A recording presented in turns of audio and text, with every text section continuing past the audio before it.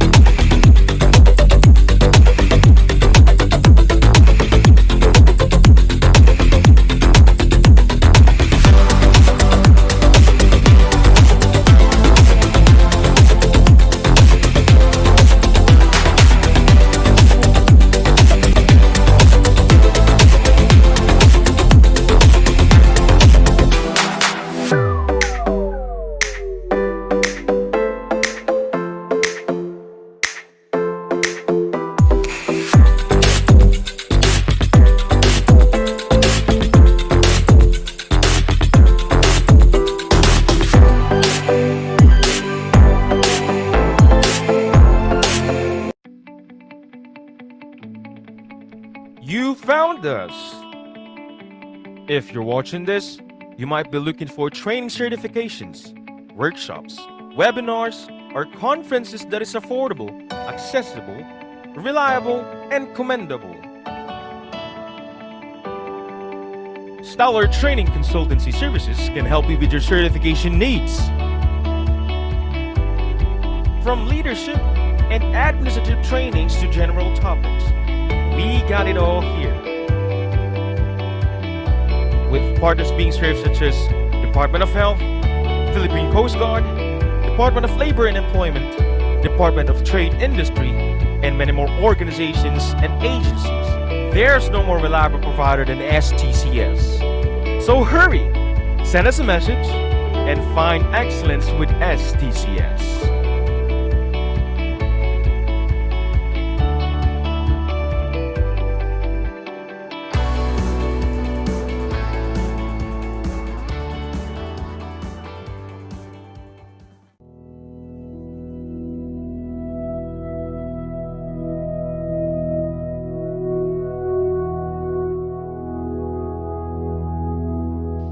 Ama namin, pakinggan mo po ang pagtawag namin sa iyong banal na pangalan.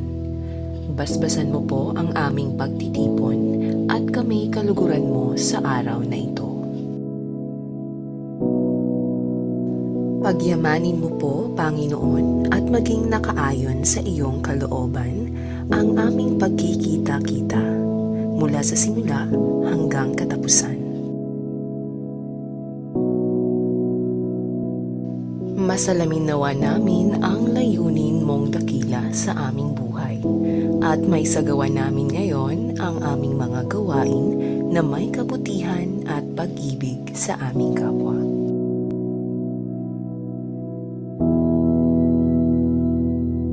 Kami po'y naninikluhod sa iyong harapan na kami iyong patnubayan at iwaksi sa aming kaisipan ang anumang masasamang kaisipan, inggit at pakikipag-alit sa aming mga kasama.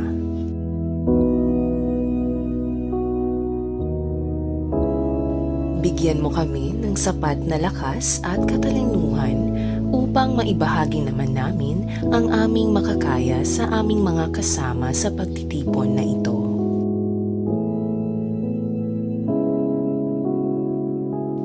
Panalangin namin ang lahat ng ito sa pangalan ng iyong bugtong na anak na si Jesus. Amen. Mga kababayan, ang pambansang awit ng Pilipinas. Kayang magiliw, telas ng sinakanan, alam ng puso, sa dikit mo'y buhay. Lupang hinirang, tuyag ka ng magiting, sa manlulupin, di ka pasisingil, sa nagatang tutok sa simoy at sa langit mong bangaw, ay ginatang tula, kawin sa paglayang minamahal, ang isang ng matawad mo'y tagumpay na nag-iingin, ang bituin at araw niya kailan pa may di magtitingin, luman ang araw ng walhagin pagsingka, buhay langit sa piling mo. Ang inigaya ng pagkay mga aking, ang mamatay ng dahil sa'yo.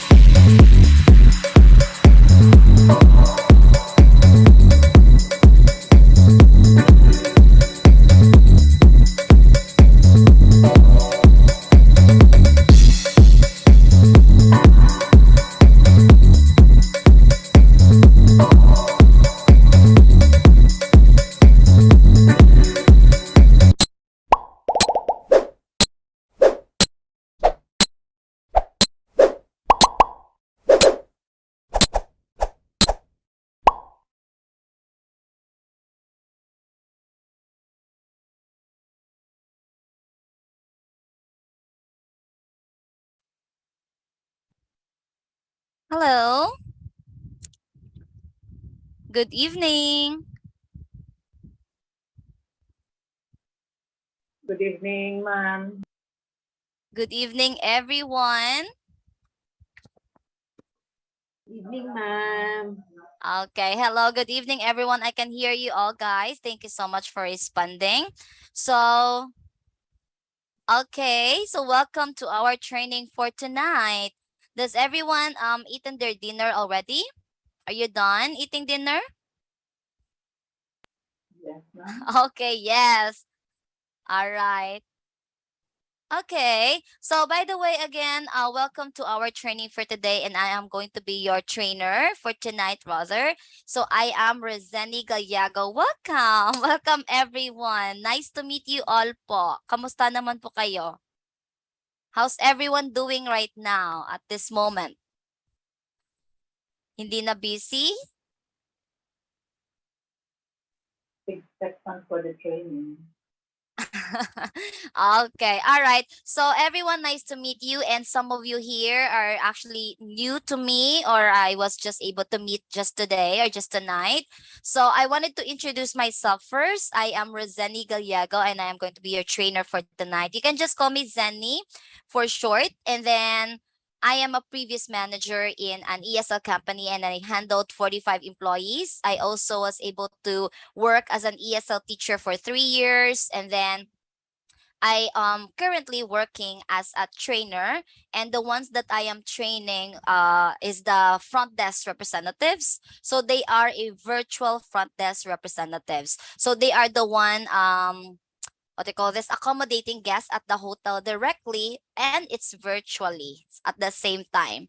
So since some of you here is not really familiar to me, I can see here Ma'am Mafela, Sir Joselito, who else? Yeah, those are the people that I've met already. So welcome back, Mama Fela. Welcome back, Sir Joselito, again. Okay, so others, I wanted to get to know you more. Is it okay po to introduce yourself? Very short introduction lang po.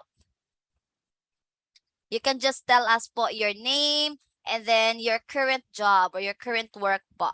Let's start with Ma'am Emily. Ma'am Emily Obado.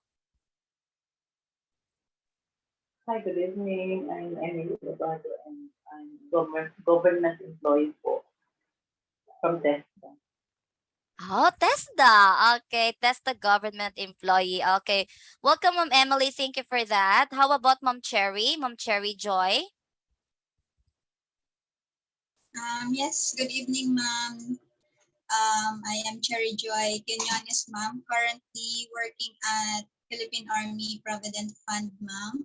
Civilian employee, kind of financial institution. Wow. Okay. Thank you so much. A good evening and welcome to Stellar Training. How about Sir Joselito? Introduce yourself po. Good evening. I'm Lito. I'm ready taking this, I think my number 14 course with Stellar. And I continue to enroll to get more knowledge because as I've said before, learning is a never-ending process. Yes, exactly. So si Sir Joselito po is really one of our ano na po, suki dito sa Stellar. He is attending most of our what you call this, trainings. So next will be Mama Fela. Good evening. I'm Mafela Ruado. I used to be connected with an academic institution and now I just transferred po sa local government unit dito sa Palawan. Wow, I really want to go there sa Palawan. Okay. All right. Next would be Mr. Jonald Salinas. Yes, good evening, everyone. I'm also a government employee. This is my seventh day of joining Stellar Training. And currently po nandito po ako sa Saudi Arabia for vacation. And then habang nagbabakasyon, ano ako ng mga trainings. Yun lang po. Oh, wow, okay. Thank you so much po. Parang ano din po, parang si Sir Joselito din po kayo na avid suki po ng Stellar. Thank you so much. So, Ma'am Milibet Aclera. Hello po. Good evening po. Currently, I'm working at the registrar's office sa isang university po dito sa Pangasinan. Diba? Okay, all right. Yes. Akong nag-training dito sa Stellar. Okay. Thank you so much po. Nakaka-inspire nga po kayo, Sir Joselito. I'm learning a lot from you, Ma'am. Wow, Ma'am Emily. Yes, I totally agree with you, Ma'am Emily. Kahit ako nga po, na-inspire ko sa mga answers din ni Sir Joselito during our trainings. It's really something na like napaka-powerful ng mga words and then somehow relatable talaga. So I hope some of you here would be able to also feel the same thing like what Miss Emily or Ma'am Emily and I felt And right now, since I think everyone was able to introduce themselves na, may nakalimutan ba ako? Ma'am Emily, Ma'am Melibet, Jonald, Cherry, Mama Fella, Sir Joselito. Okay, yes, so we're all set na and we are now going to go ahead and start with our training for tonight. So for tonight's topic, we will be talking about RDM 104, and it's gonna be records, governance, and records management program, sustainability. Okay, so again, our rules, we all are aware of our rules. We need to just turn on our camera for the first 20 minutes of the training. It's only for attendance purposes so that we can see that you're there. Wear proper clothing since the session will be recorded for quality and management purposes. Be attentive and be interactive during the discussion so that we both will be able to learn something from each other. And of course, please do respect each and everyone's opinions and suggestions during the training. And of course, what is our intention for learning about this topic? So the intended learning outcomes of our topic for tonight would be number 1, ILO number 1. Participants will be able to learn the introduction of records, governance, and records management's program sustainability. ILO number 2, participants will be able to learn historical views about records management, program, and governance. ILO number 3, participants will be able to identify remarkable benefits of having a sustainable records management program, including its benefits and disadvantages. ILO number 4, participants will be able to realize successful steps in making the records management program implementation successful, and the last but not the least, number 6, ILO number 6, allow participants to enumerate and avoid the consequences of having bad record management program. Since most of you here works in government, and I think most of you as well works at admin, so this is something that we can learn and we can apply at the same time. So now let's do the knowledge check very quick, okay? Before we start with our main topic or proper training, how did your existing records management program help you? So if you cannot speak po, if you are a bit shy to speak using your microphone or speaker, you can just send us a chat po so that everyone can see and some of us can relate, and we can also share so that everyone can see our answers. How did your existing records management program help you? Please send us po in chatting. What's your answer? Okay, rate number 10, Mr. Joselito. How about others? How did your existing records management program help you? 9, Ma'am Emily. Okay. Does it helps you po to organize the system that you currently have? How about others? Send us po a chat.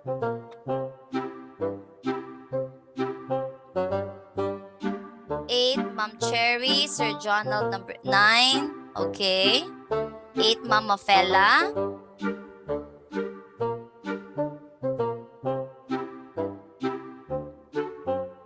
Okay, I think that's it that we have. So, okay, most of you here is on the top or higher number of rate or rank rather sa inyong records management. So, I think your company is really like prepared. So, okay, now let's move on. Another one. Is your organization committed and serious about your RDM implementation? Yes or no po? Is your organization committed and serious about your RDM implementation? Opo, Sir Joselito. Yes, Mr. Jonald.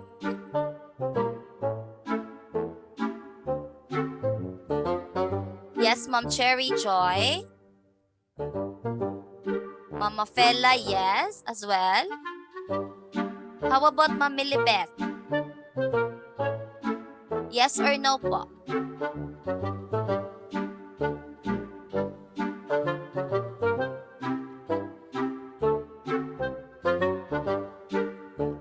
Of course. All right. So yes, of course, we should be each and every organization or company, yes po, pero medyo magulo pa po. Okay. Pero I think siguro ano pa, nasa stage po na pinaplanuhan pa yung pag-organize ng RDM nyo. It's just that implementation is not yet happening or hindi pa po nila na-implement yung ano nyo, yung RDM nyo. Baka ganon po. Medyo magulo pa. Okay, all right. Thank you so much. Now, let's go ahead and start with our training proper, okay? So here, what is a record management system? What is it? Okay. Okay. Records Management System or RMS is the management of records for an organization throughout the records life cycle. The activities in this management include the systematic and efficient control of the creation, maintenance, and destruction of the records along with the business transactions associated with them. Considered a key component of operational efficiency, record management adds more value to organizations' information's asset. Yes. Okay. So I think most of you here that works in the government or any kind of department or organization definitely has a records management system, right? Meron po lahat, di ba? Yes po. Yes, of course. Okay. So again, a record management system is the activity in which the management definitely include the systematic and the efficient control of the creation. And of course, the maintenance, the destruction of the records. Okay. Next, what is a record management system? Look at this one. Okay. Hold on. I will make sure that my sound is also shared. Can you hear, guys? Becoming a paperless Okay. company. I will let you see a very short video about record management system. Documents follow your business process automatically. Meet Odoo DMS, a tool to organize your documents for every department, and tags to support workflows as classifications. Let's see how to operate an efficient finance department. Using the email gateway, bills are created automatically from your scanner or from vendor emails directly. Accountants can preview documents in their inbox and chat instantly if they have questions.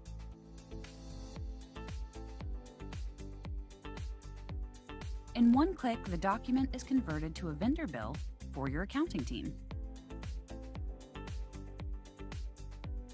With Odoo's artificial intelligence, the fields are automatically filled in.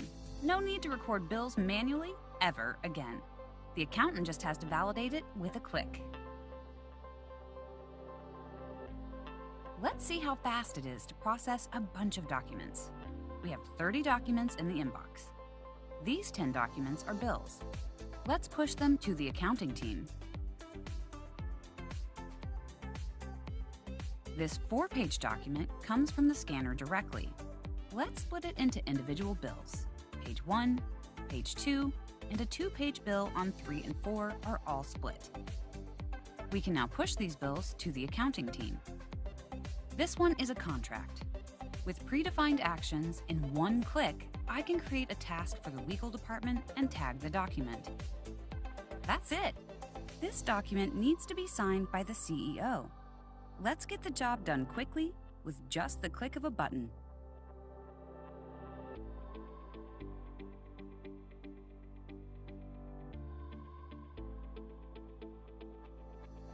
In just a few seconds, I have processed my inbox. As documents are perfectly organized, everyone gets access to the information they need, and collaboration gets much easier. Documents can even be shared with customers and vendors, keeping everyone connected. Odoo DMS is perfectly integrated with other Odoo apps, like PLM, eSign, accounting, and tasks. Try Odoo DMS now. It's free. Odoo, business made easy.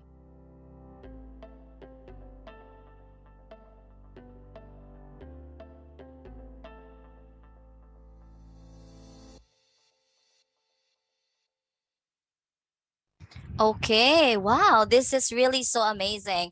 I believe some other organization is still like using the old way, which is the manual for recording their documents. So nowadays, as we all know, our technology is really very high tech na talaga. And then right now there are a lot of new technologies or high technologies for this one, like such this.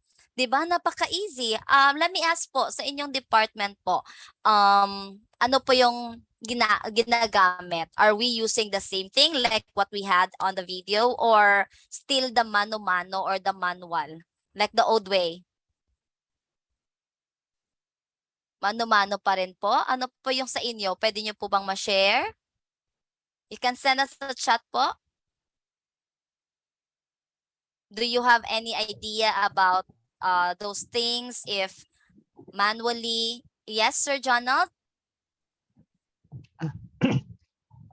In our department, ma'am, we're using the Google Drive to store our documents, and sometimes ano po, ano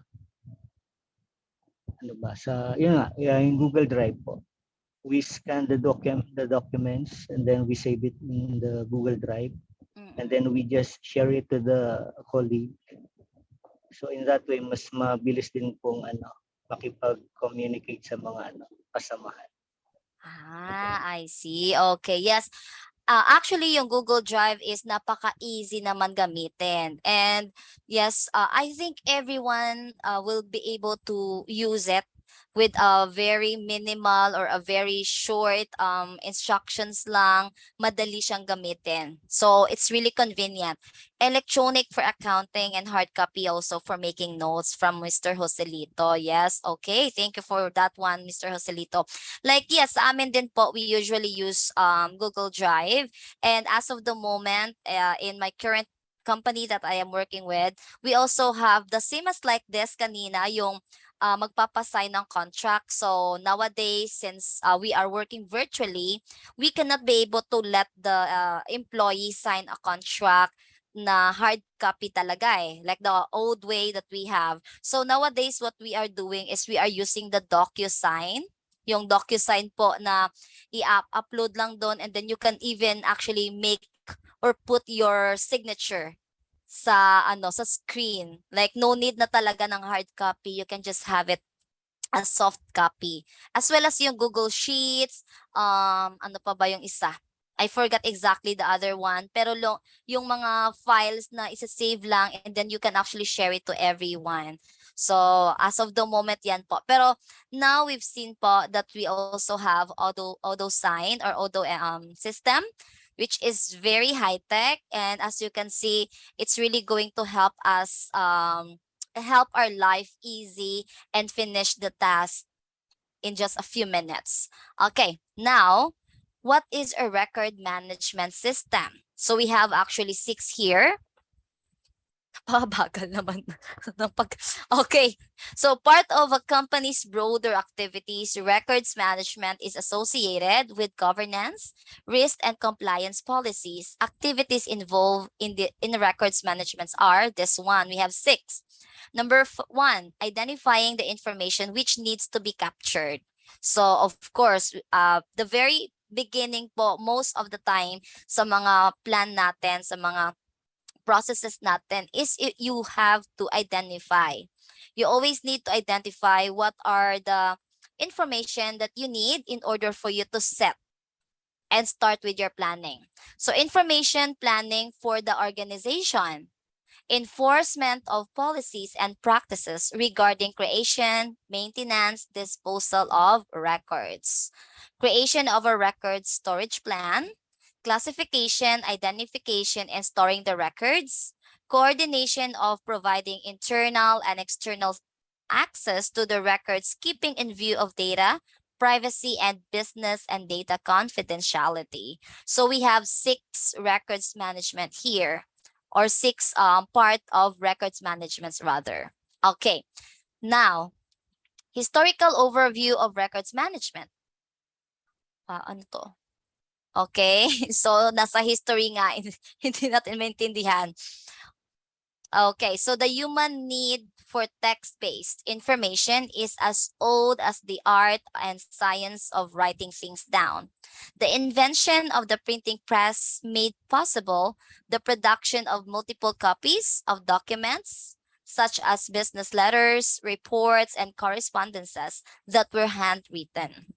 Such handwritten documents needed to be cataloged, filed, and stored for future reference so that the information they contain would not be lost. Okay, so as I remember po before when I worked in the registrar's office, napakarami po talagang mga papel, napakaraming mga papeles na nakastore. We even have a very big cabinet, and then if you open all of the cabinets, it's actually full of documents, napakaraming papel. So when I was being asked by my registrar, the head registrar po namin, to actually get the document of this person or this document, it takes a lot of time for me to find it. Especially if ano siya, kahit naka-organize siya, like it was actually organized by year. So even it is actually organized by year, still at the same time, napakahirap hanapin or hindi siya madaling hanapin rather because of the fact na napakarami din namang tao or papeles na nandoon sa ganong record. So right now, nowadays, if we are using the new technology, which is the one that we've actually watched, it's just easier because there will be option for you to search. So all you need to do is just type in the name of the person that you're looking for, and then it will automatically pop up. And then all you can do is just open it right away. So I think 1 minute or 2 minutes, 1 to 2 minutes lang yung iti-take na paghahanap mo. If it's gonna be like the new technology. If i-compare mo sa previous natin, which is the history that we have. Okay, hold on. All right. And of course, here, sino pa ba dito sa atin yung still, papel pa rin sa mga records nila sometimes? Like not all na ngayon kasi I know that some of us use na already the new technology such as Sir Jonald mentioned na Google Drive, Google Sheets, na pwede lang i-share and then doon lang talaga i-save lahat ng mga documents, soft copy documents. Sino pa dito sa atin yung may idea ng record management nila na still papel, like hard copy pa talaga? Okay, Ma'am Melibet?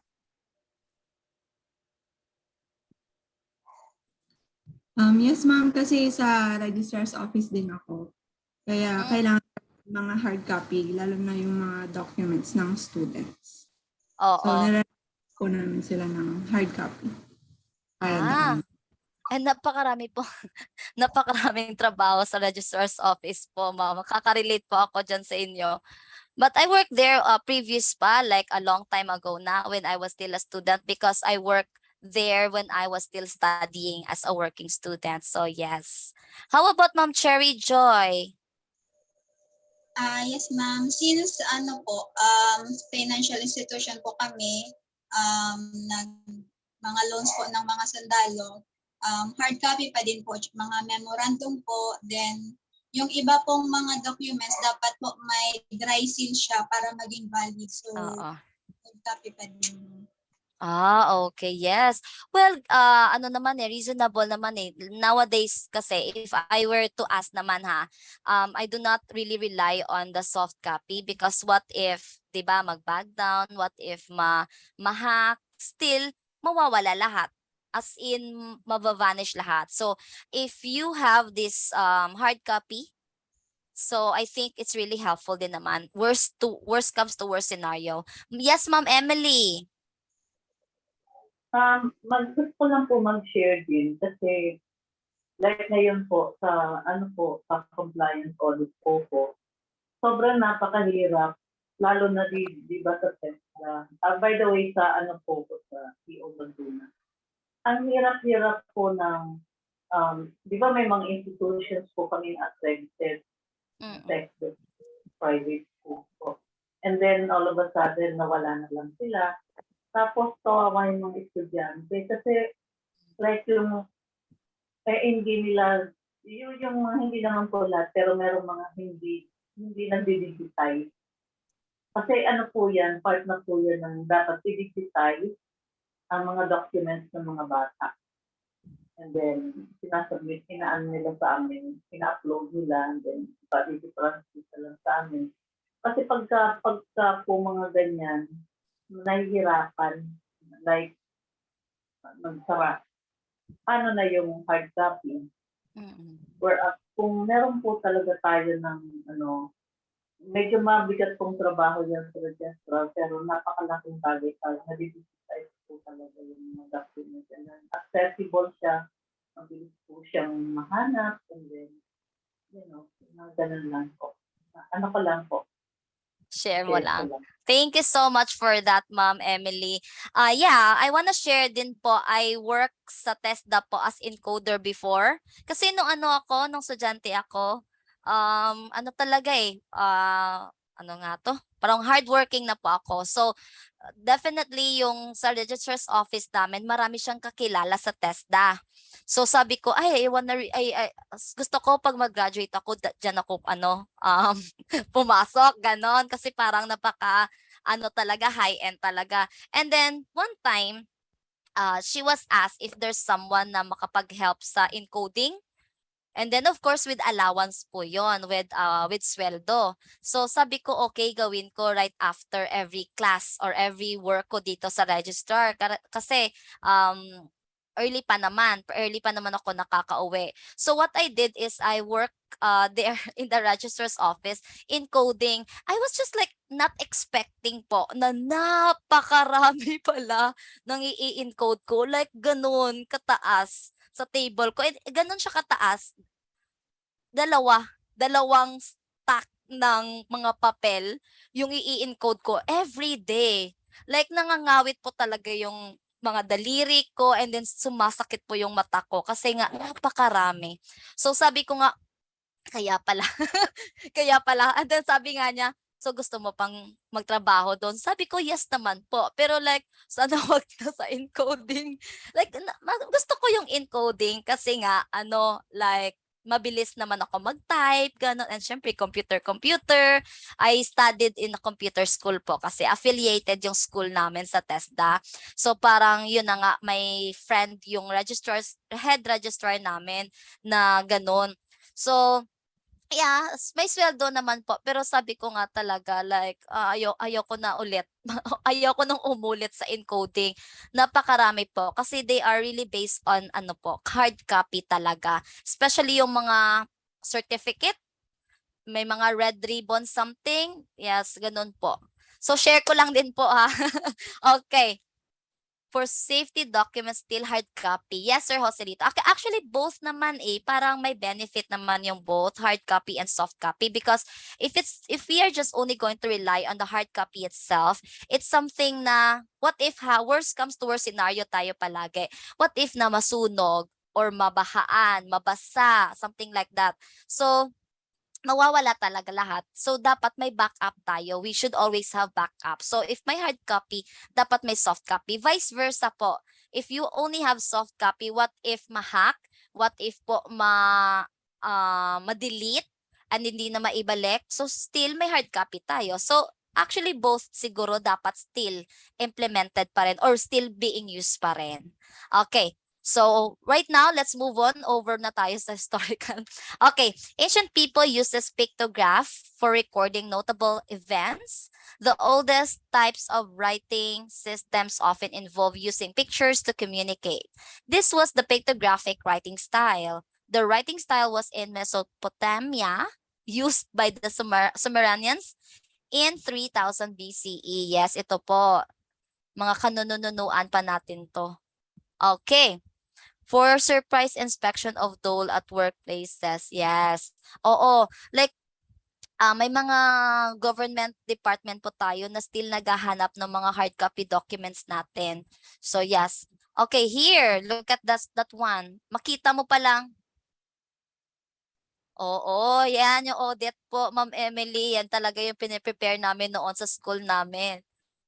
Kasi dapat mapas talaga. And dapat everything na prepare na. Kasi pag hindi, failed. So ulit na naman kami ulit ng audit. Okay, so here I wanna ask na lang someone to read this one. Ma'am Cherry, are you okay po to read this part, the historical overview? Yes, ma'am. Good evening po. So, historical overview of records management from 1867, a technological revolution arrived in the form of the typewriter, and type documents began to be created. The typewriter produced skilled secretaries, typists, typing tools, and clerks whose entire career were based on the creation, storage, and retrieval of textual documents. The combination of these people, the typewriter, carbon paper, shorthand, notebooks, and filing cabinets, could be said to have started the first generation blueprint for a document and records management system for business and government. Okay, yes. So balik tayo sa makaluma. Noon kasi pag mag-type ka ng documents, you are using this one. And to tell you I was able to use this po when I am in the registrar's office. Napakasakit po to sa kamay. Kasi minsan lumulusot dito yung kamay mo pag hindi mo talaga na pindot ng tama, and then hindi mo na timing sa sakit po talaga. Minsan ano nga to?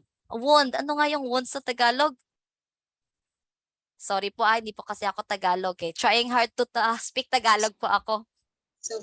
Sugat. Oo, yan. Nasusugatan po talaga yung kamay ko. Because this is the one that we're using to type in the names of scholars namin. Na scholar ng TESDA. So, ayun na nga. Yung school namin is affiliated with TESDA. So, if TESDA has any scholarship program, binibigyan po kami noon. And then, like, if may mga scholars kami, i-input ko po yung mga name. So, nowadays, what we're doing is type na sa computer, and then we're just gonna print it out. But before po, talaga, typewriter. And again, I'm telling you, kung sino yung walang experience sa typewriter, masakit po siya. So, masakit po siya pag lumagpas dito yung kamay mo, hindi mo talaga napindot ng tama. As in, tatanggal po talaga yung yung skin mo. Okay. Thank you so much, Ma'am Cherry. So again, yes, typewriter po talaga yung gamit noon, and then definitely it's being used towards placing the name or typing the names, record. So hindi po siya ganon ka-easy gamitin. Pero ang maganda dito is I like the sound, especially if mabilis. Okay, all right. Next. Okay, this one, ito po yung sinasabi ko na nasa sa amin. We are like required by TESDA to have this cabinet, filing cabinet, para mag-check up po sila if may ganito kayo, approve talaga after. So this time, I wanna ask Ma'am Melibeth to actually read this part po. The birth of the records manager evolved at the end of World War II. To resolve the chaos of managing the mountains of hard copy documents, folders, and storage boxes. The records manager and records management team, in simplistic terms, sat between the filing cabinet and storage area. Their primary role was to pick up storage boxes, catalog, track, protect, archive, and return hard copy folders and storage boxes on request. Okay, so this is actually the benefit of this filing cabinet or storage cabinet is to really organize everything.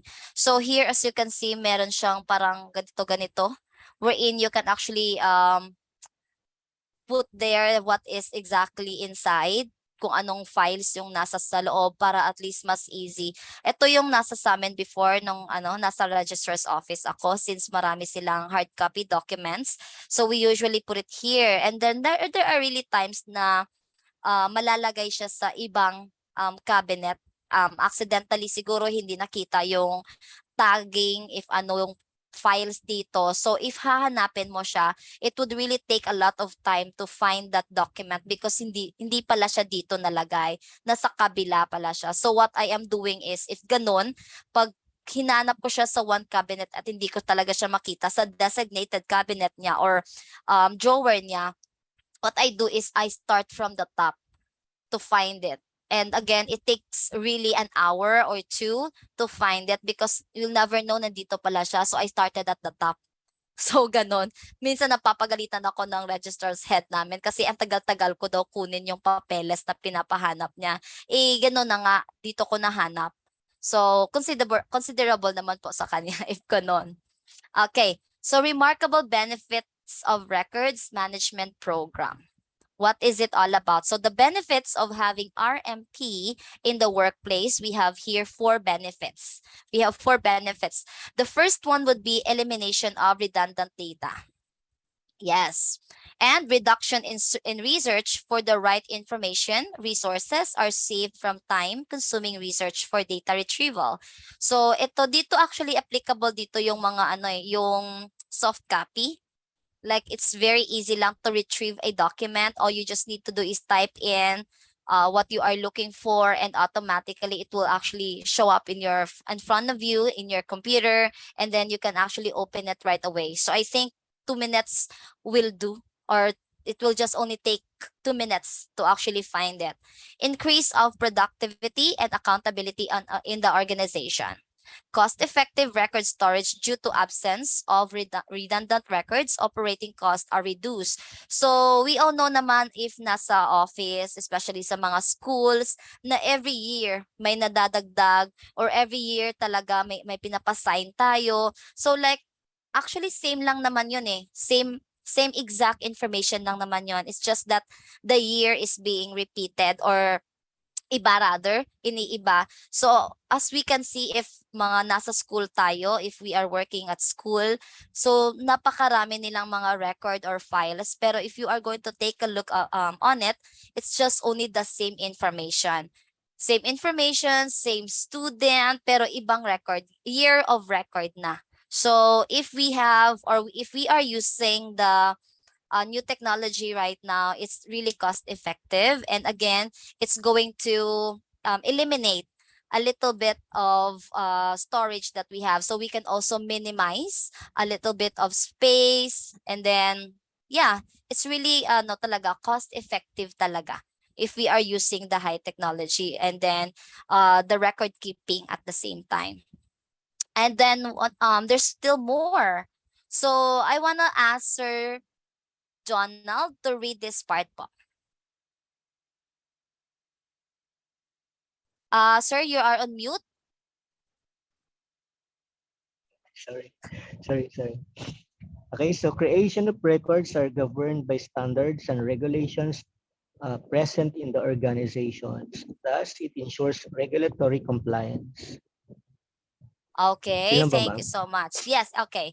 Yun na po. How about Sir Melvin? Are you there po? Sir Melvin? Okay. Sir Melvin, I want to ask a favor. Can you read the second one po? The record Yes. management brings something. The record management bring in the capability to adapt new technologies for record keeping. Okay, thank you. Sir Joselito, number 3 or the third part po. Record management helps in controlling the creation and growth of records. Okay, thank you. And Ma'am Cherry, the last but not the least.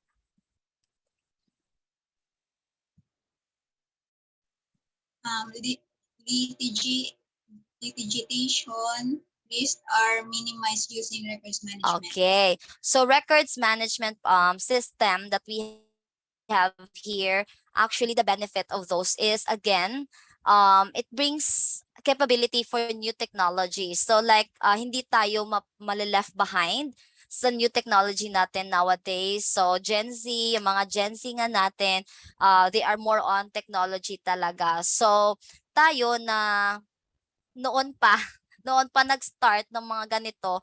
So it would really help us adapt with the new technologies for the record keeping. And at the same time, again nga, minimize using records management. Like minimize the space, especially kung nasa office. So those are just the benefits of having our RMP in our workplace. So we still have two rather. So vital information can be well protected and secure using record management. So meron talaga dito like the one that I showed you sa video a while ago. So I think those they have free, and if you wanted to subscribe with them or actually take the or actually what do you call this, get the subscription from them. So I think merong bayad pero hindi naman siguro kalakihan. I think lang ha, it's actually vital for that because they are making sure that it's secure. There's a security for that. It should protect the records that we are placing in that data. And also by providing easy and better access to relevant records, it helps in better governance and corporate decision making. So yun na nga, nakita natin sa video kanina that we can just simply separate them. The two record, we can separate them from each other and we can just simply submit it or tag it to the accounting, to another department. And then we also have the option to sign something there na virtually lang. So those are really the easy access that we can actually have. So here, we also have the steps in making records management program sustainable to maintain. So we have 8 actually. Tagal naman ito. Okay, there are dozens of ways to go about an effective records management program, and how you implement it is really dependent on several factors based on your organization's model. You have to consider the size of your office, of course, the laws and regulations that your company has to follow, and the type of management system that makes sense for how you interact with your data. Here are the 8 steps that we believe are the mainstays of a solid records management program. So we have number 1. Please tell us what is number 1, Sir Donald. Step 1, complete inventory of all records. Okay, do you agree po? Yes, ma'am. So it's definitely giving us a complete inventory of all our records. Step 2, Ma'am Melibet. Determine who is going to manage the process and records. Okay, that's step 2. So of course, we have to determine who is going to manage, who's going to work with that kind of process. Step 3, Sir Joselito. Develop a records retention and destruction schedule. Yes, okay. Thank you for that. Ma'am Cherry. Step 3, develop a records retention and destruction schedule. Number 4 po tayo, Ma'am Cherry. Number 4, determine the best way to store and manage your records. Yes. Number 5, Ma'am Mofella. Create and document proper procedures. Okay. I think si Mama Pela, plantita. Like ng mama ko. Kasi ang mama ko sa living room, dito ako nilagay sa labas. Mama ko kasi, yung labas ng bahay namin, yung space sa kilid ng bahay namin, ginawa ng garden. Okay. Hindi ko na maparenovate kasi wala na daw siyang tataniman. So, okay. Okay. Nasingit ko lang. Sorry about that. Okay. Number 5, let's call on Ma'am Emily. Number 5, I can hardly read the letters of this small. Napakaliit po? Nasa CP lang po kasi ako Okay. It's okay po, ako na lang. Don't worry po. Oo. Create and document proper procedures. Yes, we have to always document or input the steps. Okay, number 6, Sir Melvin.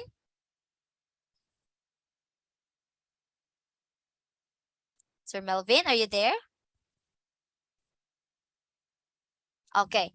It's okay po, Sir Melvin. So number 6, we have create a disaster recovery plan. So dito na yung sinabi ko kanina, the worst scenario. If it happens during the time that we have a lot of documents, so we also have to have our disaster recovery plan, how to recover those files, how to recover those documents. And then number 7, training and implementation. And then the last but not the least, maintaining and auditing the program. So like pag audit po parang nag-inventory lang naman tayo eh. We are going to check if still those documents are still complete, if nandoon pa ba lahat, or baka may nami-miss tayo, or if baka may nawawala. Okay. Now, let's go ahead and take a look. The 8 steps for successful RMP. So number 1, step 1, complete inventory of all records. Ano nga ba ang pagkompleto ng inventory, or how does it works rather? So before you put a new process in place, you should understand the scope of your project. By doing a complete inventory of all the records you want to manage, you will be able to implement processes that coincide with your business and your data management needs of your team. So this is going to really help us because again nga, we have to make sure before we start with our process or with our implementation, we have to have a plan. We have to also have an inventory. Okay, next. Step 2. Ang bagal kasi umakyat ng mga words. Determine who is going to manage the process and records. So determine who is going to manage the process and records. Once you have determined the way you want to manage your records, you need to determine 2 things as well. So who is going to manage each steps of the process? And what steps of the process need to be managed? So dapat may tao po talaga tayo na ilalagay sa dito to make sure that he will be able or she will be able to manage the process, and at the same time he is or she is going to be the one to take care of the take care and managing the process, and then the record keeping also. Step 3, develop a records retention and destruction schedule. It's important to identify and monitor the various retention times for all the records in your company. Our records retention program provides for the review, retention, and destruction of records received or created in the course of regular business activities. It contains and helps maintain the guidelines for how long certain records should be kept and the conditions in which they should be destroyed. This outlined schedule will help eliminate the risk of older documents causing legal problems and will cut costs by reducing storage needs of old and unneeded documents. So yun na nga sa previous work ko po sa sa registrar's office, like ayaw nung head registrar namin na kahit napaka-old na yung mga documents, itatapon siya.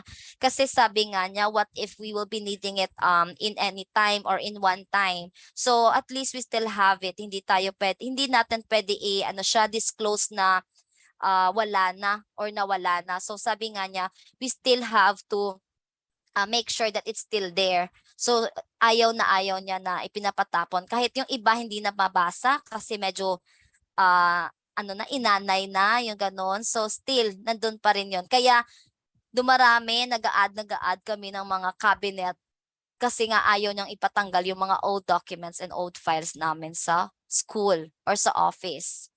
So storing important business documents, how long should I keep them? So yes, we also need to learn na how long kaya, like sana yun siya eh. Sana may ganon siya, no? Kasi she wanted to keep it all the time, or I think forever, until such time na siya yung umuupo dun. Kasi nga yun naman agree naman ako sa kanya somehow. Kasi nga baka one day hanapin or baka one day kailanganin namin. So still we can find it. We still have source to find it. Since noon nga walang online storage. So hindi pa uso yung mga Google Drive, Google Sheets, and these other technologies. So ang record lang talaga namin noon is the the, what do you call this? The hard copy. The hard copy files lang talaga.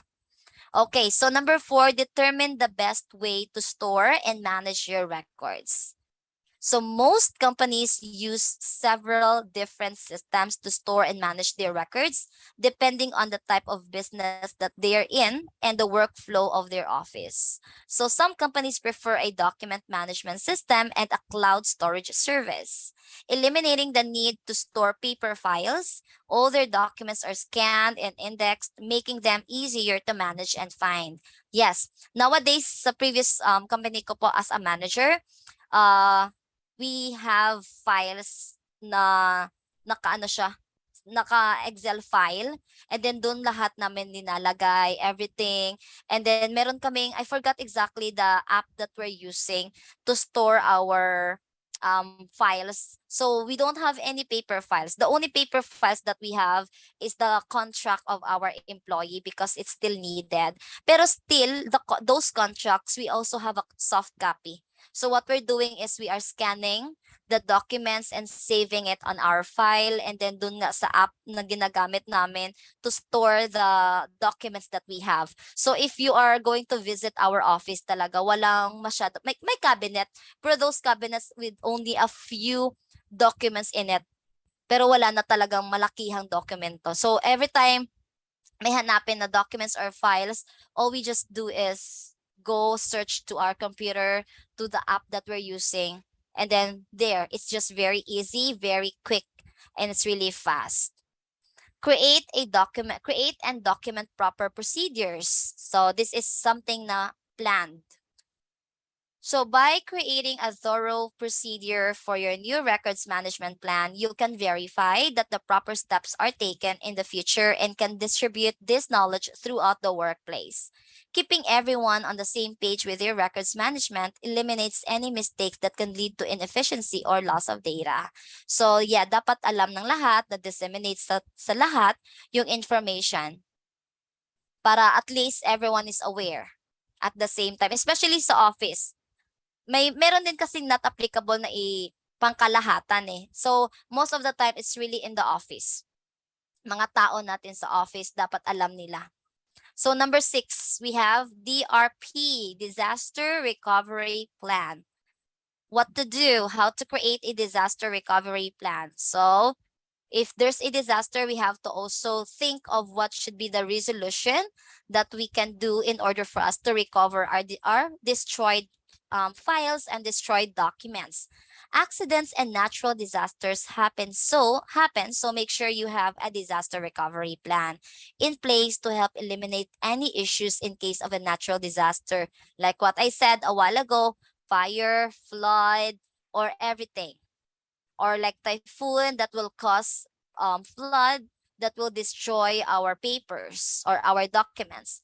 A solid backup plan will give you the peace of mind in knowing your data is recoverable in the case of any emergencies. So yun na nga, if like we are going to go back to our old times na walang soft copy, hindi tayo nagsasave ng soft copy. So if this disaster or natural disaster happen unexpectedly, such as fire or flood, and then will destroy our documents and our files, we will definitely have a very big problem. Sasakit talaga yung ulo natin. Paano natin hahanapin yung mga records? Mawawala lahat kasi wala tayong backup. So nowadays, I think most of the organization, most of the companies or departments have this both na. The hard copy and then the soft copy file. And then they also do have their own backup. So yes. Okay. And then now, number 7, training and implementation. Training and implementation. Training your employees after implementation of your new records management plan is the next step. By selecting the right team and ensuring you have well-defined processes and procedures, your records management will be a success. So constant training for me is really still for me lang, it's really still applicable, or like I still recommend, or still recommendable for me.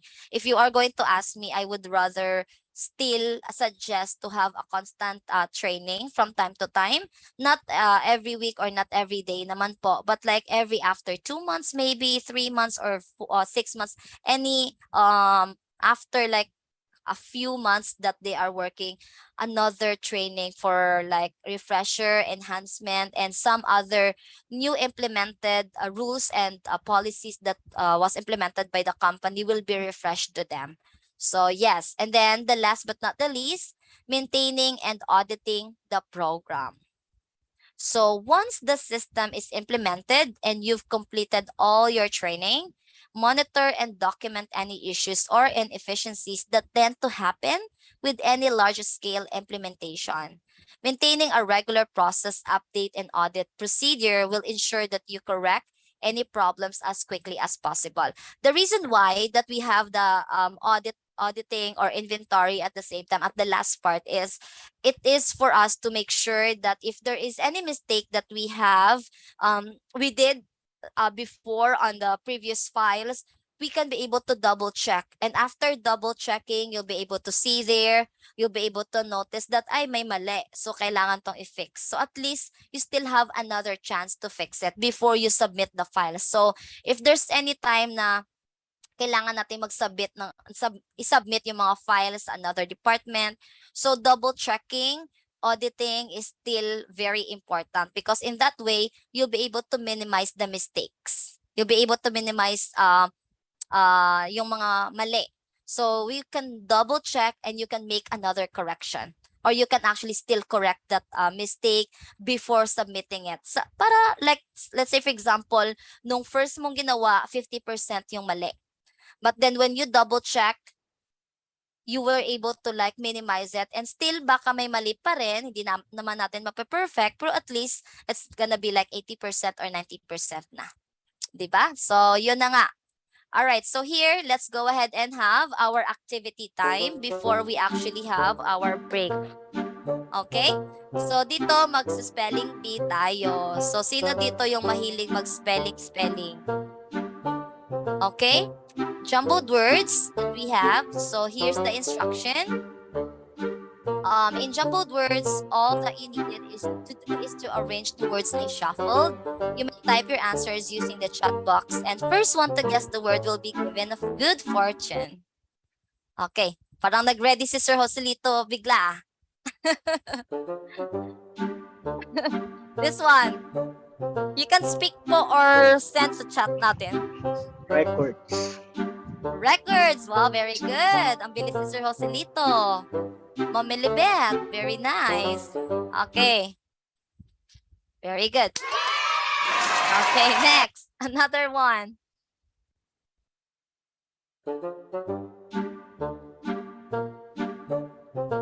Send us a chat.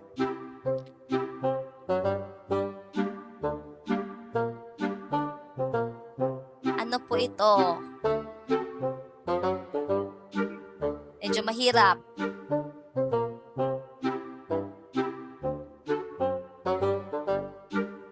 I'll count 5.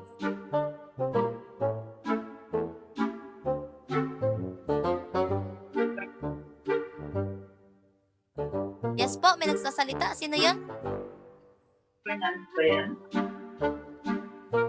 I'm sorry, hindi. Sino po yun? Sino po nagsasalita?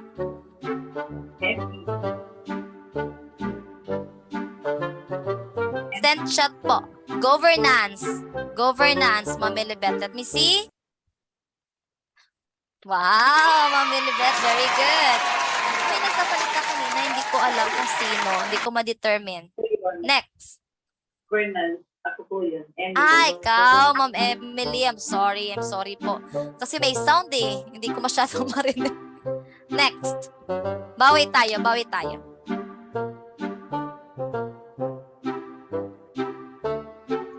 Sustainability. Sustainability. Very good. Wow. Okay. I hear two people actually mention that word, and Mami Libet also sent us a chatting. Sustainability. Okay, very good, very good. Wow, great job. Diba? It's really helping us a lot to have a brainstorm. System, Sir Jonald. Thank you. 'Di ba? Pag nag-spelling bee tayo, parang nag-brainstorm tayo eh. And then yung mga ano natin, yung mga brain cells natin na nagpapahinga, parang biglaang na napupukaw. Okay. So now we will be getting our 10 minutes training po to actually drink some water or like pee break. So let's go back at 8:20. Okay? See you at 8:20 guys. Let's take our 10 minutes break.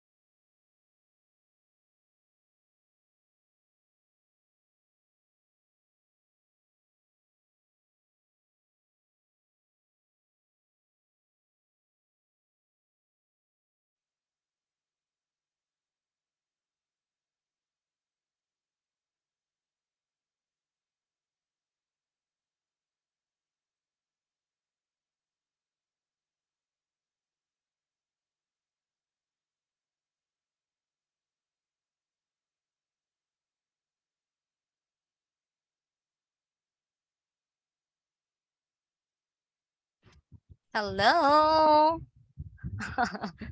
Okay, welcome back. Is everyone back na?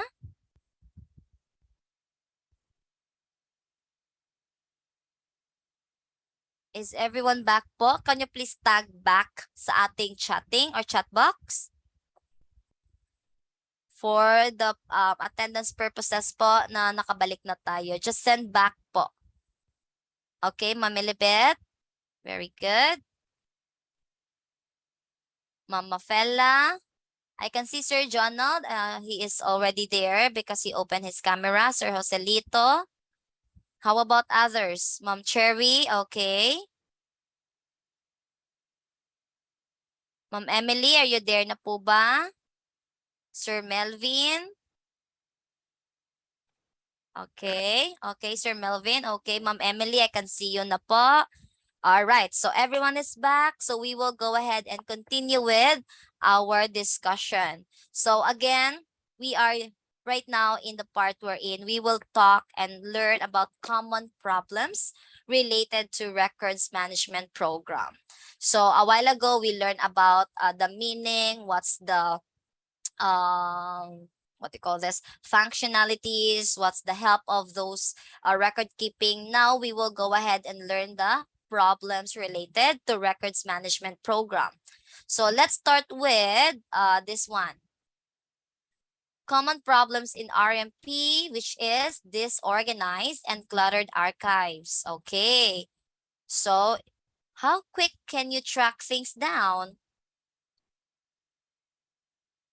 Okay. Ma'am Emily, I just wanted to inform you pala that our training team already responded to your private message. If you can Thank you. check po. Thank you. All right. So how quick can you track things down? So let's go ahead and learn about it.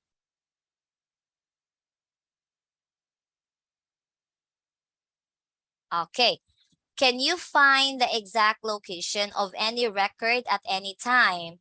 If your record keeping processes leave your archives cluttered and disorganized, you can end up losing out on both time and productivity during daily work while you and your employees hunt needed information. Yes, maghahanapan kasi nawala.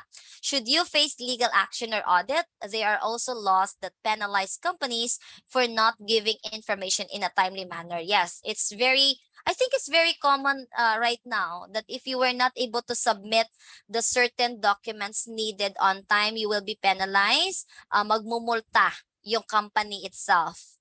I think until now, it's still being implemented because in my previous company po, in the ESL, in the ESL company that I work with, I think na-delay sila ng submit nung BIR documents nila. I don't know exactly about what exactly is the document that they actually missed to submit on time because I am not in that department that handles that information. But I was also, as a manager, I am aware because nga pumunta si BIR and hinanapan kami, and then yeah, we talk about it, and then definitely wala talagang doon pasensyahan.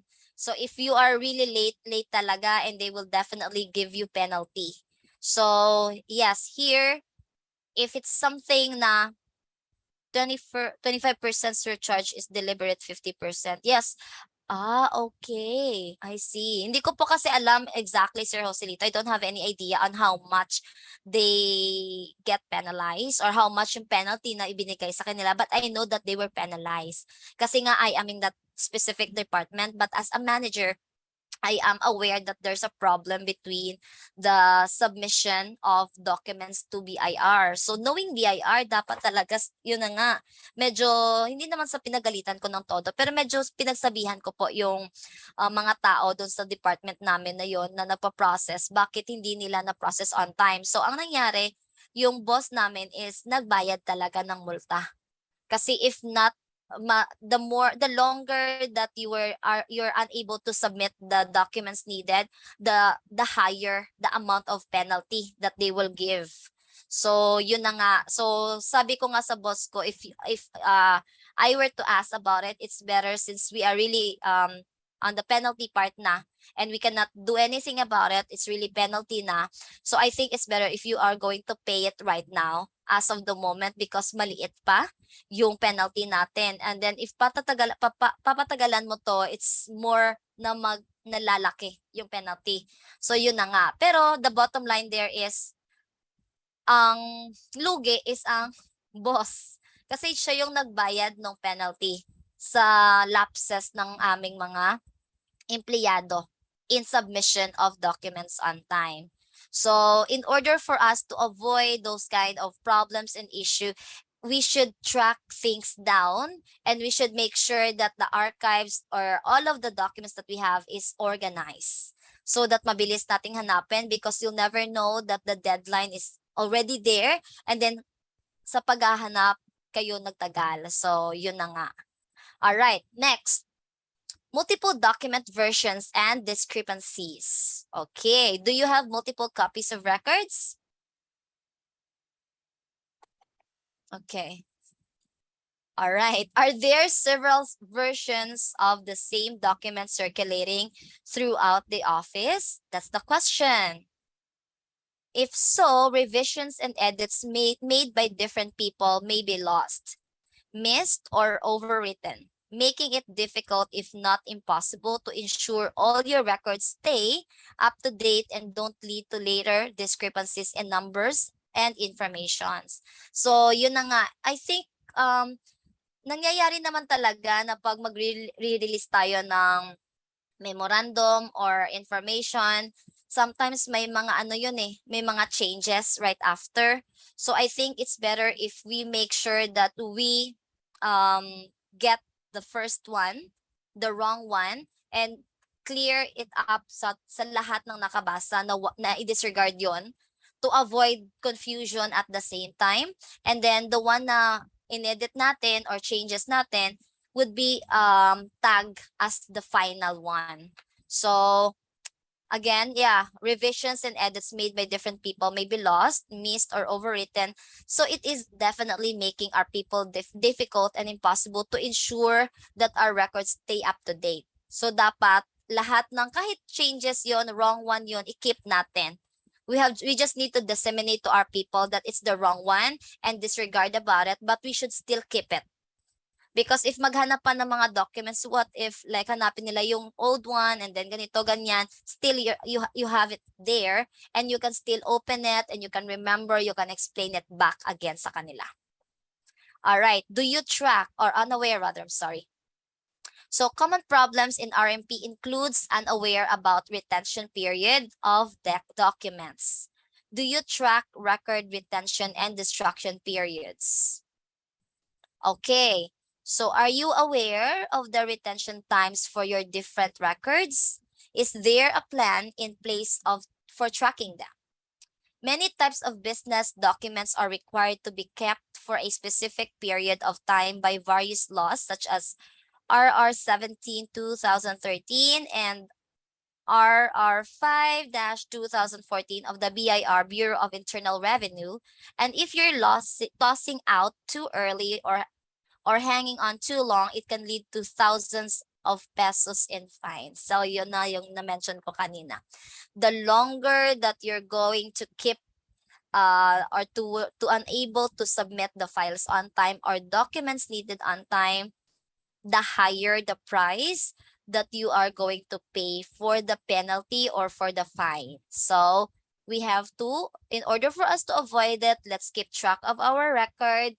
Let's make sure that we will be able to submit it on time to avoid paying penalties and of course avoid shelling out any amount of your pocket, even though it's not your money, but come to think of it, it's still the company's money. Pwede natin yung ibigay as incentive or bonuses sana sa ating mga empleyado, but since we have the lapses, we are using it to pay for it.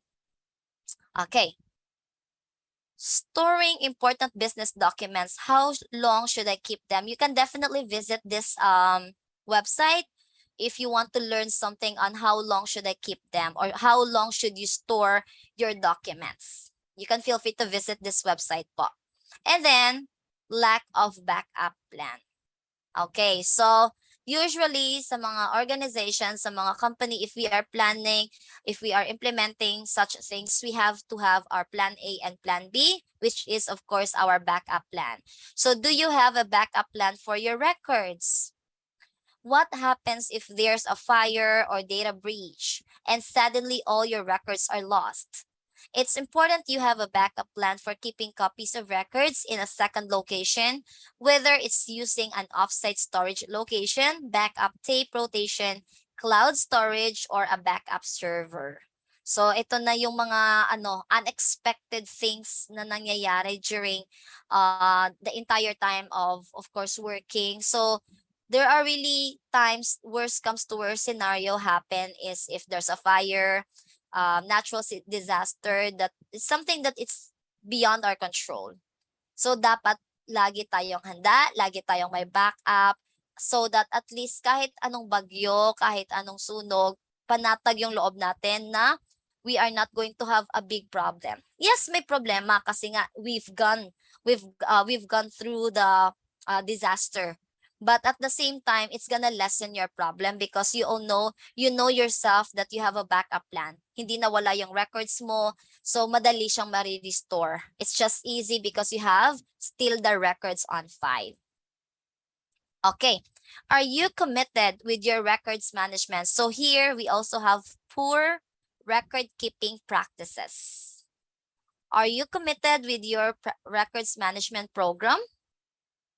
With poor record keeping at the center, there's a range of risk that ripple outward in all directions. Every type of information kept by businesses needs to be tracked for one reason or another. And if records aren't managed properly, they can lead companies down the road to potentially crippling consequences. So we also, again, as what I keep on saying, record keeping, planning, and backup is really important, especially sa mga organization na maraming mga documents na fina-file always. So I think record keeping is a must talaga. Agree naman po ba tayo? Agree po ba kayo? Yan kasi is akin lang yon. Suggestion ko lang, it's based on my own opinion na for me talaga record keeping is the best practice to actually avoid all those inconveniences and all those problems that you might encounter or that might occur in the future. So that's for me po.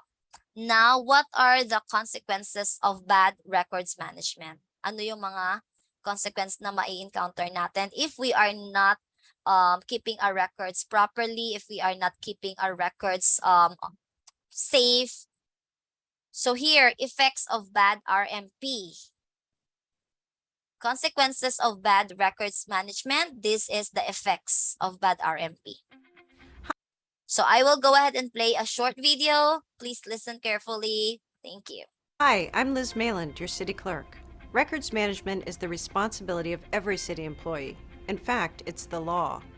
The city has an ordinance that governs records management, and that division of the municipal code reflects state law.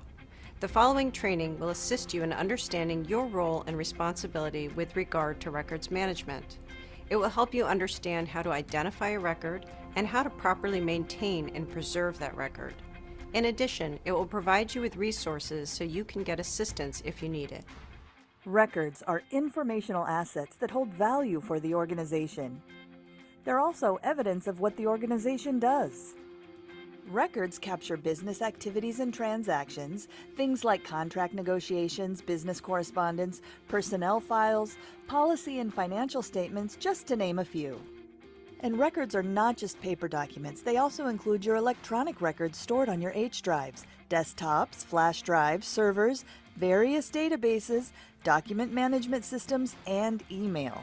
They can also include personal electronic accounts or devices when used to conduct city business. The way the city processes, stores, and preserves its records can directly affect its ability to comply with legal regulations and legal holds, requests for public records, and successfully recover from disasters. In 1889, the city recognized its need for a records management program in the city charter by specifying the keeping of all books, papers, records, and other documents belonging to the city was the duty of the city clerk. In 1980, the current records management program was approved and implemented by the City Council. The municipal code assigns the city clerk specific responsibilities for the administration of a uniform records management program, assisting the mayor's office, council district offices, and all city departments. In addition, Administrative Regulation 8510 and Council Policy 00025 provide governance for records retention and destruction. Today, the Records Management Program at the City is a collaboration between the City Clerk and all department directors. Directors are responsible for implementing and maintaining a viable records management program within their departments, in accordance with their department's records disposition schedule. A records disposition schedule identifies which department records need to be retained and for how long. The municipal code additionally states that each department head must appoint a records coordinator who is the liaison between the city clerk and the department. The records coordinator acts as the contact person for the department for all records-related communication, with training and assistance from the Office of the City Clerk. This person is also the main resource for their department in the coordination of developing an office files plan, standardizing office filing procedures, initiating records transfers, coordinating department requests for records stored in the Records Center, working with department management and staff most knowledgeable about record subject matter to ensure the records disposition schedule is kept up to date and accurate, and educating staff regarding the department's records disposition schedule and the retention of records. It's important for you to know who the records coordinator is in your department, and for you to be aware of your department's records disposition schedule. So, when is it okay to dispose of records? Well, your department's records disposition schedule answers that question. The records disposition schedule is mission critical to your department in that it is the legal foundation for your department to legally destroy records when retention has been met. It also provides critical information about your department's vital records. Vital records are records that are essential to your department's core functions and or protect the right of citizens. These records are crucial in assisting departments to get back to business as soon as possible after a disaster. It's important that every department have a records disposition schedule that is up to date in order to stay compliant when the laws change. Records management is every city employee's responsibility because we all create records. Therefore, we should know the basic procedures that govern them. Not knowing the basic rules of records management is a potential liability to your department and the city as a whole. Information about records management is available on the city's intranet, CityNet, where you can view your department-specific records disposition schedule. As the landscape of records management is continually changing and evolving, it is my goal as City Clerk to educate all city employees regarding the importance of records management. If you have further questions, please contact your department's records coordinator or contact the records analyst in the records management section of my department by calling 619-236-6143 or emailing recordsmanagement, all one word, at sandiego.gov. Remember, records management is everyone's business. Thank you. All right. So we hear that again, records management is everyone's, and it's definitely important to everyone, most especially for those people that works in the office and in a specific organization that handles a lot of employees. So here, what is it? Okay, so here's some of the effects still of bad RMP. Financial factors. Can you please read, Mr. Jonald, the financial factors part? Right. So financial factors, when records slip through the cracks or aren't properly tracked, companies can run into trouble with taxes and budgets, which then may ripple to handling payroll as well. Okay, so thank you so much for that, Sir Jonald. And given the fact that we're talking about financial factors, it definitely affects the budgets, the payroll. So it's something that very important talaga in the institution or in the organization because all of us naman is working. It's because of our salary. So if it's gonna be affected because of the bad RMP that we have, it's gonna be a very huge problem, and there's going to be a lot of story that you might hear from everyone. So when records slip through the cracks or aren't properly tracked, companies can run into trouble with taxes and budgets, which then again may ripple to handling payroll as well. So again, this is really something that we have to take care of because again, it's the reason that all people is working, the salary. So if it's something that will be affected because of the bad RMP that we have, it's going to be a very huge problem. Next would be the legal factors. Sir Joselito.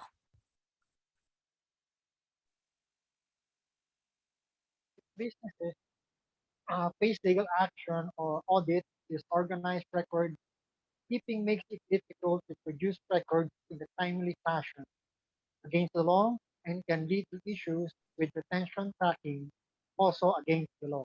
Yes. Okay. Thank you so much for reading, Mr. Joselito. So legal factors, this is what I've mentioned a while ago that we encounter in our office before when I am still working as a manager in an ESL company.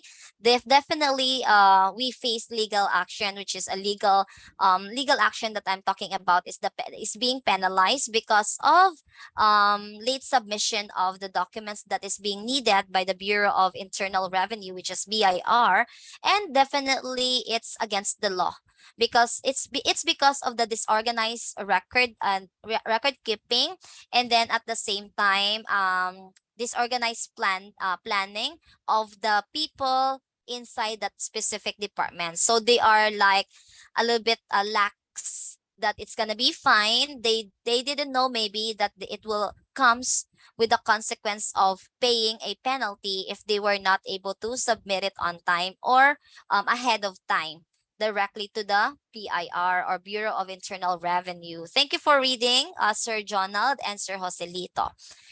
We also have productivity factors. What is it, Ma'am Mafela?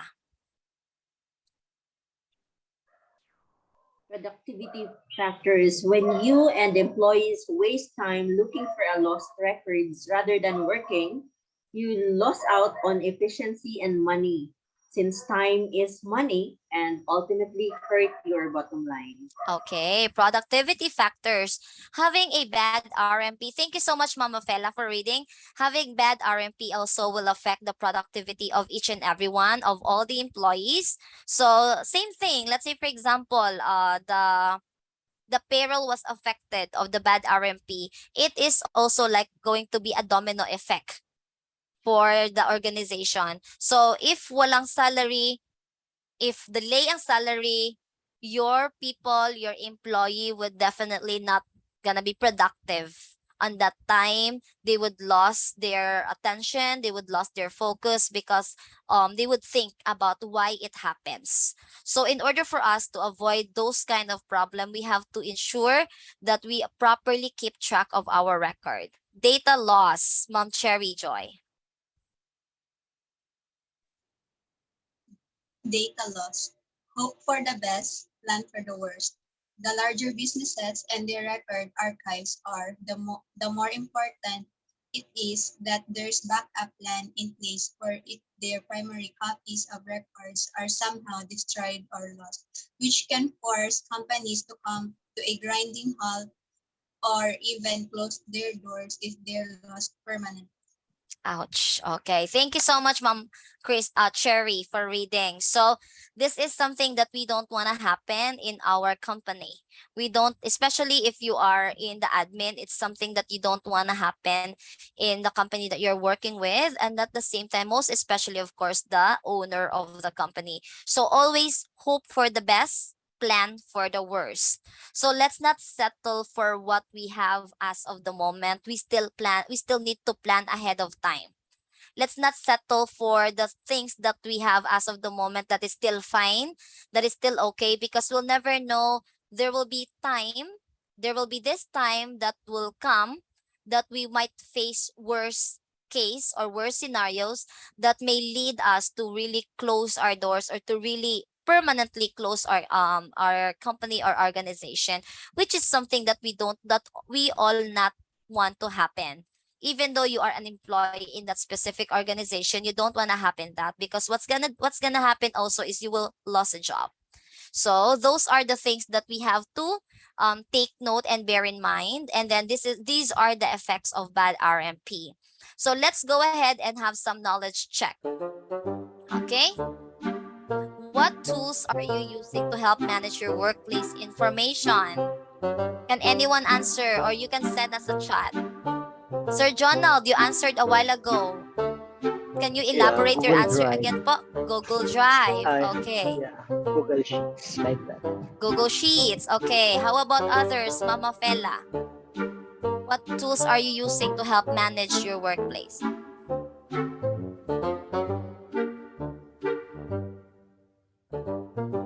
Yes po, Mama Fela?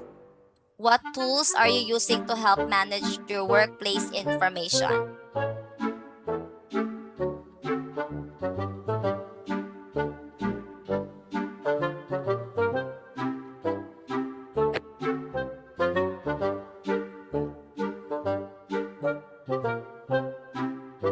Let's wait for the answer of Mama Fela. I can see she's typing.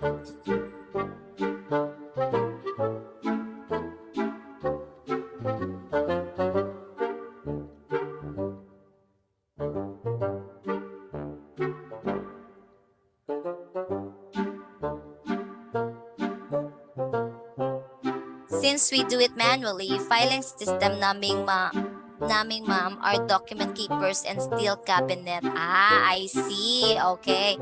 The old way that we have, Mama Fela. So steel cabinet is your record keeper.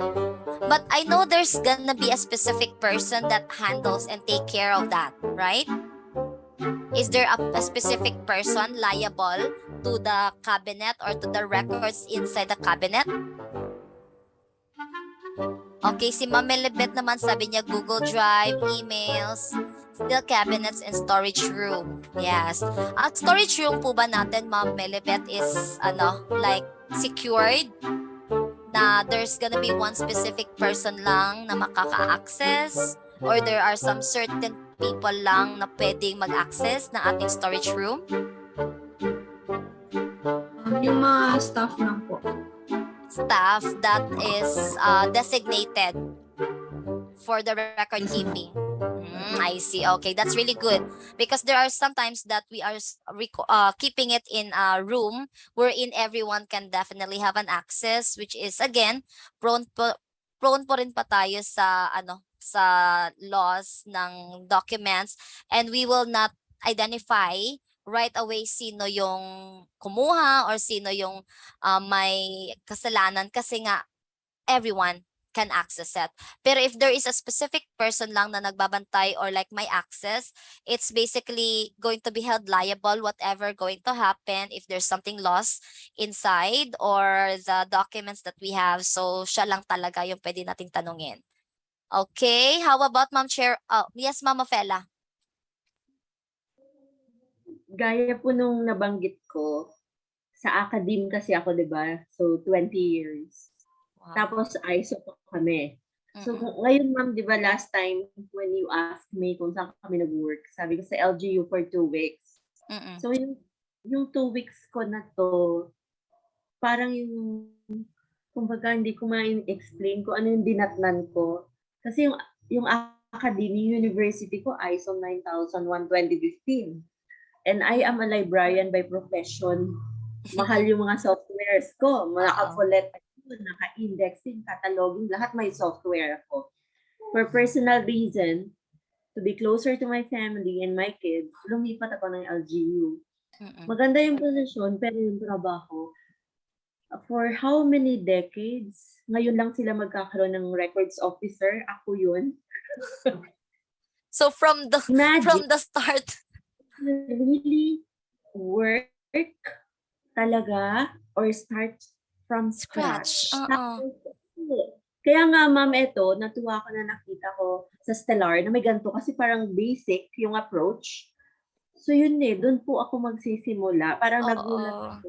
Kaya ba culture shock, tapos yung work space ko, may computer. Tapos kaya hindi, sabi ko sa'yo, hindi ako makapag-digitize, which I usually do in a university, no? Talagang established kami. Tapos lumipat ako sa ganito. Kasi nasa rural kami. Alam niyo po, kakatayo lang nung cell site ng Smart. So, yun, sabi ko, sige, we can start ng digitization para pag gumana yung telco, no, o yung mga cell site doon, pwede na tayong mag-transmit through email. Pero ngayon, ma'am, from one office to another, ganun po yung ginagawa namin. Mayroon ako mga messengers. Dadali niya, kung umuulan, mabasa, kung mahulog. My God, talaga. Grabe po. So, it is a challenge. Pero ano lang, pinasok ko yung work for personal benefit ngayon. And also, I want to help the government, the LGU. And also, yun na siguro medyo maganda yung pasweldo nila. Para pag nag-retire ako in few years, maganda yung Compliment pension. yun. Yun na ma'am, maganda ang pension. Oo. Well, yeah, I really feel you for that, ha, like you are going to start from scratch, from the bottom talaga, especially that you've mentioned na nga for how many decades rather they are not doing that kind of thing, and right now you are there, so that's the time that they actually like I think they made a decision to actually start with that kind of process because you're there na, they know that you are capable of that, and since you started, you choose that kind of job, so you know yourself that you can do it. Yeah, everything naman really starts from scratch kahit nga sino sa atin dito pag mag-transfer tayo ng one job to another, even though how much or like kahit anong galing mo, kahit anong expert mo doon sa previous job mo, when you start in a new department, when you start in a new job, you are really going to start from scratch. Mangangapa ka talaga kasi nga yes, you might have a knowledge, you have an edge because you have a knowledge on that kind of process. It's just that there will be a different process. So, something na learn mo talaga. And just, I can feel like so hard na lang sa part mo is, yun na nga, hindi pa digitize, so you are doing it manually, and you are the one na rin po yung, yung magiging utak kung paano mo po gagawin, paano mo sisimulan. Good luck, Mama Fela. I know you can do it. Are they willing to adapt to those changes? So that's another thing. And that is the most, talaga na problema. Ay, ito, dati na kami dito eh. Yun talaga, binabantayan ko na lang, ma'am. Pag may nagsalita na ganun, ewan ko na lang. Hindi naman siguro. Hindi naman siguro. Let's na lang. Let's see. Optimistic, be positive. Let's be positive. And again, ma'am, I know that you started with that kind of job because you know you can do it. So, una lang po yun na mahirap. Kahit ako po, kahit sa trabaho, at first I am nervous, I am struggling, but I know that when I started the job, I know that I can do it. So, I am really proving it na kaya ko talaga. Like ganon. Positive lang, just be optimistic. Okay, how about others? May share po ba kayo? May na-learn din po ba kayo sa mga shinare ng ibang participants natin dito? Kasi ako I wanna be honest, I learned something. I learned a lot rather, not just something. I learned a lot most especially sa mga suggestions and then sa mga sinishare niyong situations like sina Sir Joselito, sina Ma'am Mafela, sina Ma'am Emily, sina Ma'am Jonah, Sir Jonah, sorry ma'am, natuloy. Sir Jonah. Sorry, Sir Jonah. Okay, yes. So, thank you so much for that. Thank you so much for those informations, for those experiences that you actually have shared. It's not, I know naman that it's not just me who learned something.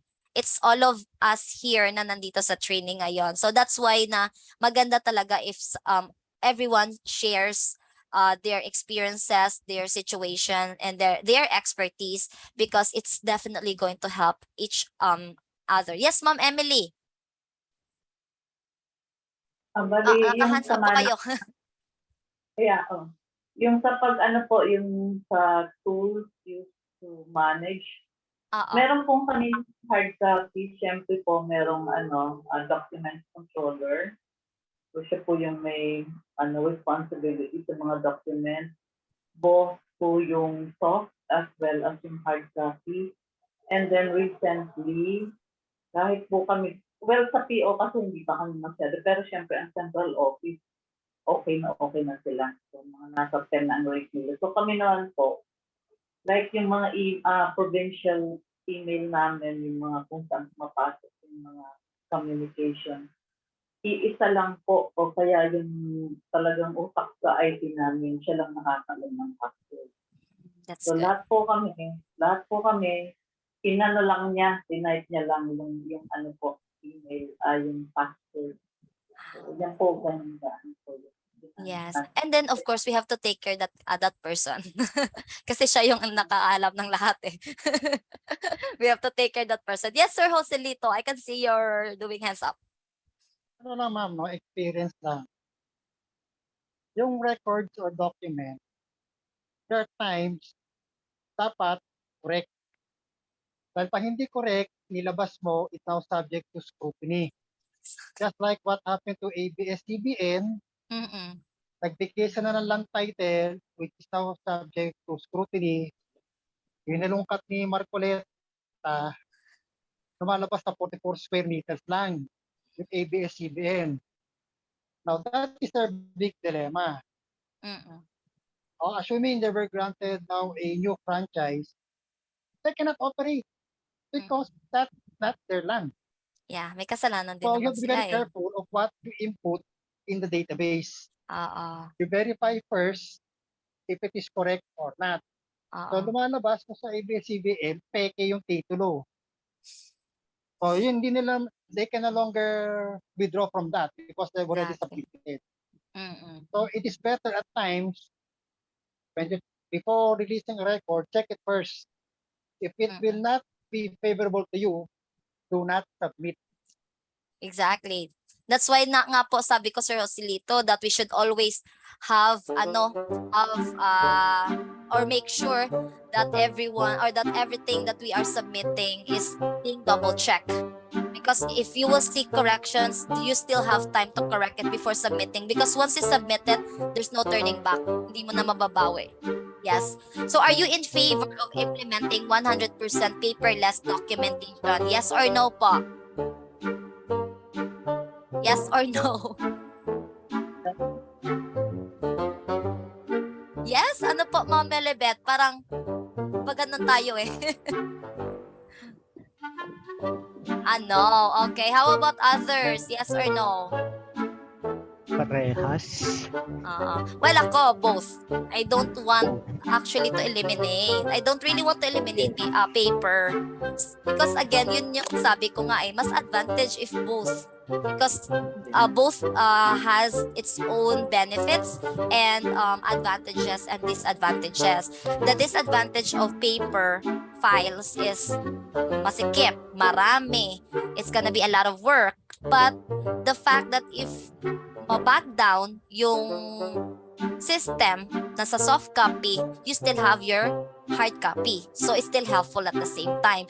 Vice versa. Same thing naman po if paper lang tayo, what if may disaster, masunog, mabahaan, mabasa, or mawala, still, we have a copy in our software or in we have soft copy rather. So, I think both still we need it.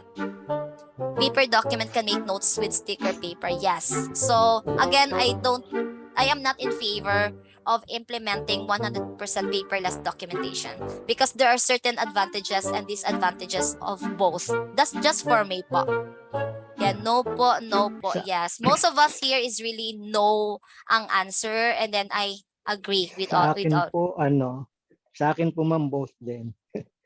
Kasi yes, nga po diba? yung hard copy is for backup purposes. And then yung sa record management po natin kasi based on experience din po kasi for easy retrieval, i-input mo lang yung code or yung index niya, madali mo nang mahahanap. Exactly. So in case na meron kang kailangan importanteng document, so i-type mo lang dun sa search box. So madali mo nang mahanap kung saan siyang saang location siya nakalagay, ganyan. Kaysa maghalongkat ka pa. Retrieve. Yes. Yes. Kung ako din.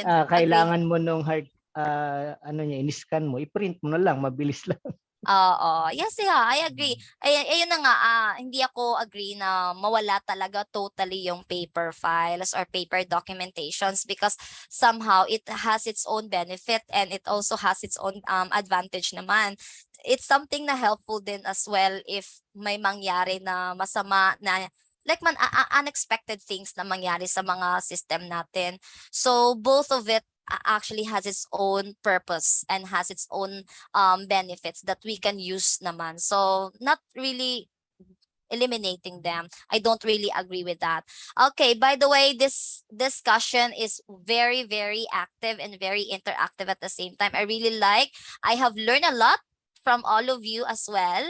And we have learned at the same time a lot from our discussion, especially with the materials that we use. So I really appreciate all of your effort, guys. So today, it's gonna be the end of our discussion for tonight.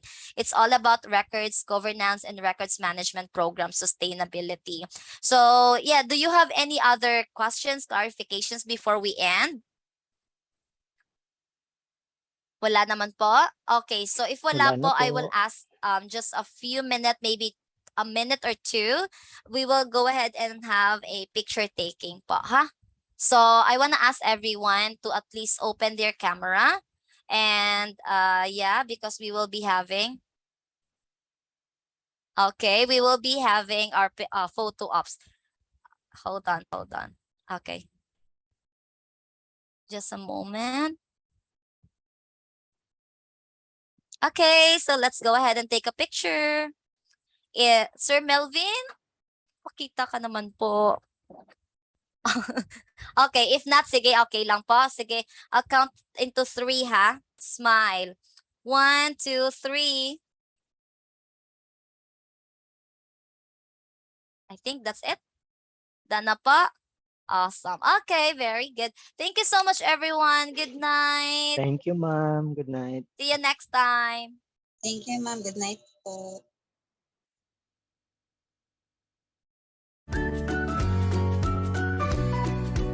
Your personal development matters the most from where you are right now. Bring your career into new heights with our affordable and quality in-demand virtual training programs designed just for you. Give your career a boost with a course or a training from Stellar Training Consultancy Services and join thousands of professionals from different walks of life in a learning and development session that fascinates you. Motivate